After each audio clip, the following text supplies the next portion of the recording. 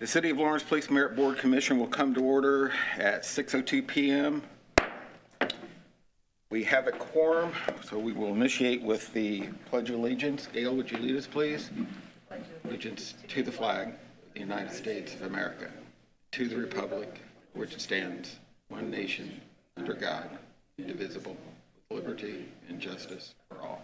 Thank you, ma'am. Okay, we're down to determination of quorum. We do have a quorum. We have Mr. Christensen, Ms. Powers, Ms. Garten, and Mr. Hendrickson online. At this time, I'd like to formally welcome Mr. Christensen to the commission. He was appointed some time ago last year, but due to the COVID and meeting conflicts, we were unable to have meetings, so this is our first to welcome formally. Thank you. We look forward to serving with you and having your input and your expertise applied to our situations. Any comments from the commission members? Mr. Christensen. The only thing I can think is I appreciate everybody giving me the opportunity to do this. You're more than welcome, sir. We welcome you. Thank you. I've been a resident for the city for 52 years, so I feel like I give back to the city a little bit. We appreciate that. Thank you. Ms. Powers? Oh, welcome. Garden? Welcome. Mr. Hendrickson? Yes. Any comments? Can you hear me? Here? You're very broken, sir. Do you have any comments for the commission?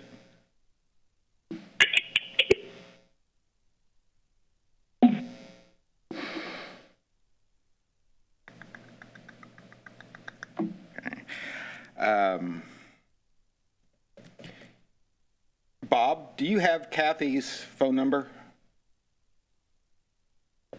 Yes. Okay. Oh, we can hear him now. Is there any way we could have him? Kathy's phone number? Obliged to having him call you, unless since it's so broken, have him call you. Okay, just a minute ago now.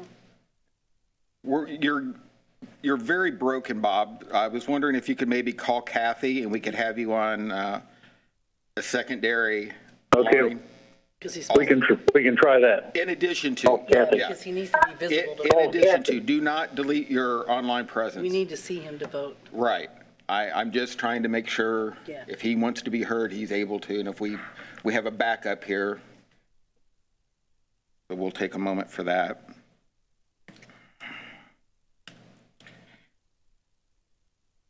Actually, we'll let him do that. Actually, since we have a quorum, we can go ahead and continue because it'll take a second to get to the vote. Next line item is going to be approval of minutes from past Kathy, meetings. we're trying to call you. This is Dee Hendrickson. Okay, again, we're going to pause due to technical difficulties here.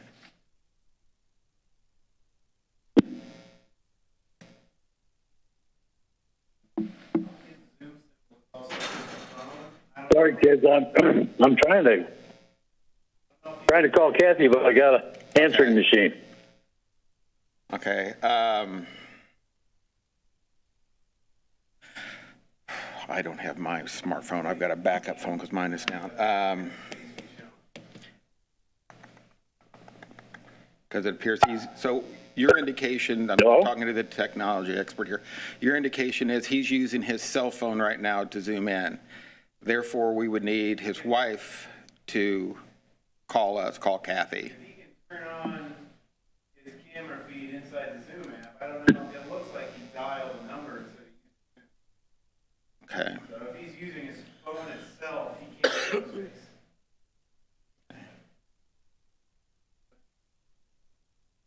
Okay. Bob, are you on your phone or on your computer calling us right now? I'm on my phone, Okay. my cell phone. Okay, sir. Is there a way your wife has the ability to give Kathy a call? Because we can't have you call on your cell and Zoom on your phone at the same time. Would that be possible? Okay, we tried to call Kathy's number and got a recording. Okay. Shouldn't have. Her cell or her office, sir? Did you call cell or the office, Dave? The office, I don't know. Call the office, just a second. Call the cell. Okay, if you could try the cell, We don't please. have this. Okay, Dee, call this number. 317-542. Okay, try not to tell her the last digits of that on the secretly, please. 42. 4470. Okay. It's all right. It's all good. Oh, I'm sorry, Kathy. It's okay. Well, you will have more Leaf Guard commercials and Who knows? and you know what to do with. What number?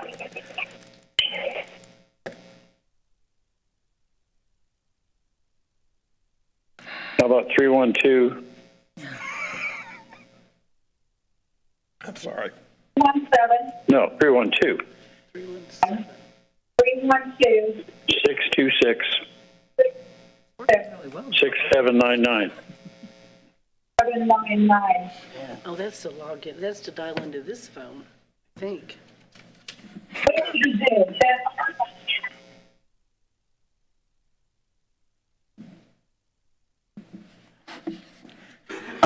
Can you hear me at all? Yes, we can. But I can hear you fine. Okay, let's go ahead and just try to proceed, because you were very broken there at one point. We will go ahead and try to proceed. If for some reason you become broken, since we do have a quorum, if we have technical difficulties, do you have any objection with us continuing on without your vote? If we have a quorum and it adheres that your vote would not sway the outcome? That's fine. Okay, I'm just trying to get every option here so we can try to move on. So with that in mind, we'll play everything by ear here, folks. The approval of the minutes of the executive session on September 13th, 2021. May I hear a motion? Move to approve. I have a first, I have a second. I'll second it. We have a first and a second. Because we are on a hybrid here, we have to do a roll call vote. We'll start with the online first. Rob? Aye. Okay, Ron? Yes. Aye. Aye. I don't know. Gail? Aye. And myself, aye. Minutes of 13th September carry. I also will entertain a motion to accept the regular meeting minutes of September 13th, 2021. Do I have a motion? I move to approve.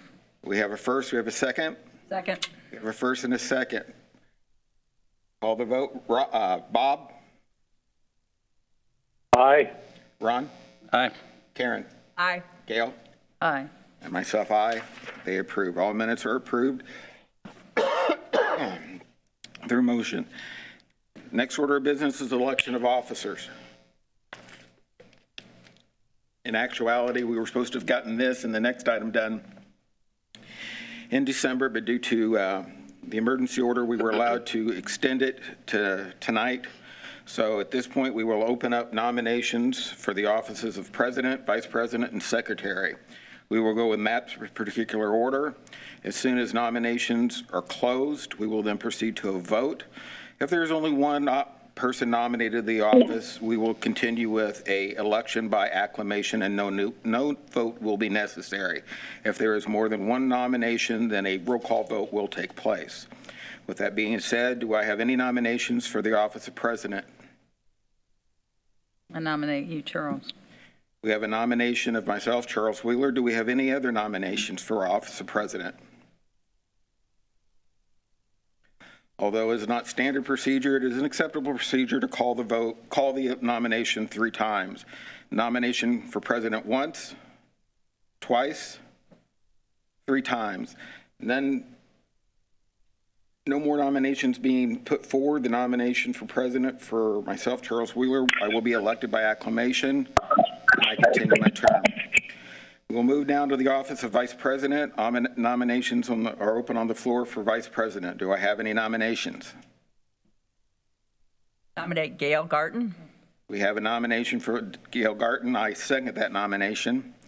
Any further nominations for the office of Vice President? Again, not a necessity, but just out of practice that we've done. Nominations for Vice President, calling once, twice, 3 times. Again, since there's only one nomination, she shall be elected by acclamation. Congratulations, Gail. The election of office of secretary nominations are now open. Any nominations for the office of secretary? Nominate Karen. We have a nomination of Karen Powers. I second that nomination. Any further nominations for secretary? Again, going once, twice, three. Being again only one nomination, she is elected by acclamation. Congratulations, Karen. All right, we are now closing the election of officers and moving to unfinished business, which we have none. Approval of new business. The chair would entertain an approval of the 2022 meeting schedule. You've all been given a schedule in advance via computer, also in front of you. You will notice our situation runs as it has the second Monday of each month at 6 p.m., except in October, where we go to the third Monday due to October 10th being Columbus Day. Again, that is normal procedure for us. At this point, is there any discussion? No discussion. I will entertain a motion to accept the meeting schedule. So moved. I have a first. Do I have a second? I'll Okay. second. Okay. Now we'll do a roll call vote. Bob? Aye. Ron? Aye. Aaron? Aye. Gail? Aye. And myself, aye. They are so approved and shall be posted. I have no doubt they probably already have, but officially, they will be posted. Now, moving on to the next item on the list, we have a performance recognition from the chief. Chief, welcome. I don't have enough power on this fucking thing to do nothing. See? Watch your mouth. I didn't think they could hear it. Good. Yes, sir. Well, first of all, Happy New Year. And thank you all for your continued service as a Police Merit Commission members. Mr. Christensen, I'd like to welcome you as Chief of Police on behalf of LPD to the Merit Commission. Look forward to working with you, sir. Thank you. For your information, we try to every month when we're in person, take a moment out of the agenda to recognize some of the performance and behaviors of our outstanding Lawrence police officers. It's always a challenge for me as chief to figure out exactly which incidents rise to the level of performance recognition. I always have many, many incidents to choose from. My deputy chiefs often help me with this, as does my captain of the investigations division, because we do have a stellar group of investigators who are kind of behind the scenes who don't often get the recognition that they deserve. Typically, historically, you'll hear stories of, car chases and excitement and, really, really bad people being apprehended under tense, certain, and rapidly evolving situations that would really test any reasonable police officer, and those officers go out of their way to risk their lives for people who they have never met. You have heard stories about one of our Lawrence officers who pulled a suicidal man off of railroad tracks just seconds before speeding. I know it sounds like a Superman logo or whatever, but before a speeding train was about to take that man's life. You've heard stories of car chases, of canine apprehensions, sometimes of deadly force being used on bad people to apprehend them to protect the safety of our citizens and our officers. Today's nomination and award, performance recognition, doesn't really fit those Hollywood scripts as much. It's the type of thing that every chief would look for in an officer that just doesn't make headlines. It's the type of thing that is indicative of somebody's heart and their ability to display compassion to somebody who's really in need, who, just that human contact that we expect from our officers. It is so, police officers can be trained to drive fast, to handle canines, to shoot guns and tasers, to run, to write amazing reports that are accurate, so accurate that they exactly match the video of what happened, right? We can train them for those things. What I'm about to describe here with this officer is one of those things that you really can't train. It's a glimpse into somebody's heart and their soul, how they treat people, how they treat complete strangers at their time of absolute need. We can look for that in the hiring process. We can look for, those indicators of a life well lived that gets them to the brink of a career in law enforcement. But we really can't train that. It has to be there. It has to be innate, or it has to be part of a person's upbringing. So with all that said, Mr. Christensen, I kind of went out of my way to kind of lay the framework for that. I'd like to read this narrative of something that happened that, again, you're not going to find in Indy Star or, WTHR.com or anything like that, but still, nonetheless, to me, just very impressive. And this type of thing, I know the officer here, who I'm going to introduce in just a second, he's going to accept this performance recognition. But this type of narrative, I could tell for just about, off the top of my head, I can't think of anybody on our department who has not been in the same shoes as this officer and performed the same way. So with that said, well, first of all, let me introduce you. This is Mateo Agresta. He's on the day watch for the LPD. Just went there just actually a couple weeks ago during the shift bidding results. He's on the day shift now. He used to work the night shift. So he's now working when the sun is up instead of the moon. So on the morning of Monday, January 3rd, Officer Mateo Agresta responded to the Heritage Place Apartments to check the welfare of a senior citizen who was a resident there. The resident's family had reported that no one had heard from the resident since a couple days before on December 30th, which was very, very strange for this particular family. Officer Agresta knocked on the resident's door and received no answer. There was no indication that anything was wrong. The doors seemed normal. It's a clean, nice apartment complex. But rather than just walk away and say, I knocked, nobody answered, he figured that he should do a little bit more digging. So he tried to find somebody from the front office, obviously, to maybe knock again and unlock the door and see if they would let him in. It was a holiday. Although it's not New Year's Day, it was the officially recognized New Year's Day holiday, and no one was in the office. So no key holder, no maintenance. Officer Agresta took the recommended step of reaching out to a supervisor and explaining the situation. The supervisor granted permission for Officer Agresta here to force entry. Sometimes that can be a loud, jarring kind of a thing. Officer Agresta was able to hit this door at the right spot with his foot, doing minimal damage, got inside the door. He did what we call forced entry.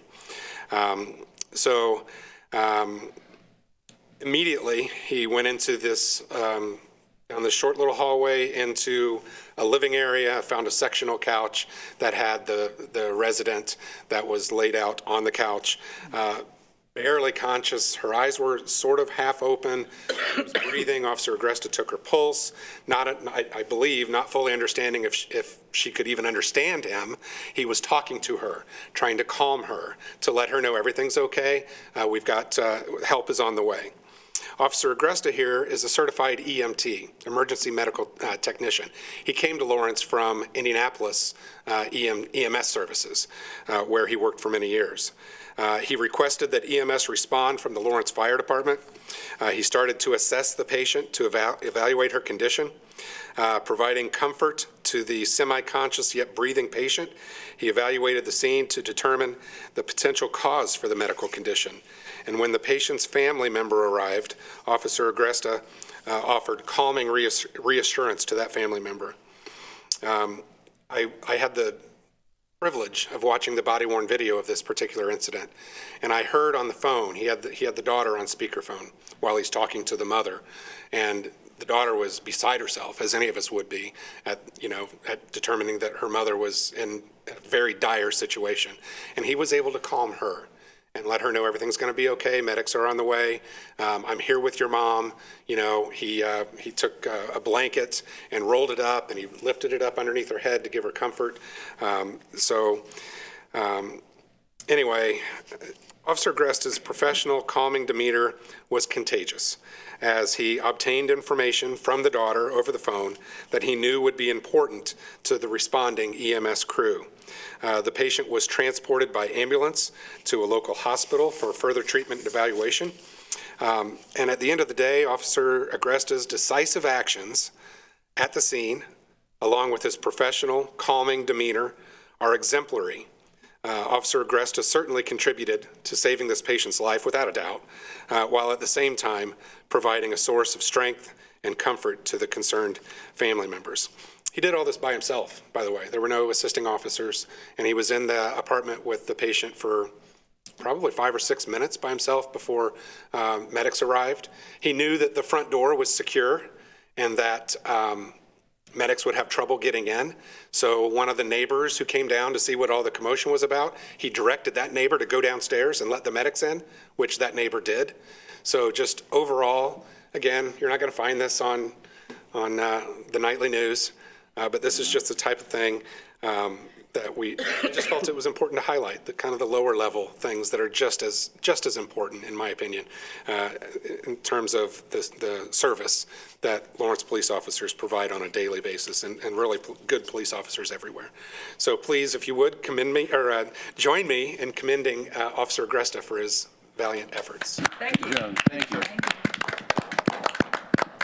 So with that, as most of you know, during these performance recognitions, we issue certificates that have a very brief write-up of what I just told you, that's signed by myself and by the Merit Commission President. This is going to be Mateo's here, but we will also put a copy in his personnel file for future reference. So there you go, sir. Congratulations. Sir. Appreciate it. Nice job. Thank you. All right. Thank you. Thank you for All your right, thank you. service. Just goes to show again, we wear more than one hat. Absolutely, for sure. So, Officer Mateo, thank you very much. Thank you very, very much. Any further comments or I think that anything wraps it up for foreseen me. for this Thank coming you all up? again for your service. Look forward to working with you this year. Thank you. Thank you, Chief. Any citizens' comments? We have none in present, and we don't seem to have any on the screen, so we'll move past that. Prior to adjournment, which we will do very momentarily, I just want to take a couple seconds to say a few things. Bob, now Ron, Karen, Gail, again, thank you for serving. Thank you for taking the calling from whomever had you appointed to this. Last year, we experienced some things for the first time, and having our first executive session was an education and an experience for me. I know it was for everybody else. We'll probably be doing recruitment coming up soon, I would assume. Okay, yes, we will be. So we're all familiar with that. Ron, you're gonna be in for a ride with that. We worked very hard on making sure timelines and schedules are kept so the process can go as expediently as possible. Statistics have shown through the past with law enforcement, the 6 to 9 to 10 months of doing recruitment was actually hurting. So what was it, 2 years ago, Chief, or 3 years ago, you guys modified your recruitment plan? I think it was 3 years ago, if I'm not mistaken, that you modified your recruitment plan on your testing and your applicants? Altered every time. Yeah, oh yes, very much so. But the major change from the norm of the 9 to 10 month thing, that changed about 3 years ago, if I remember. We're trying to make a dead set as much as possible. We expect to start a new hiring process.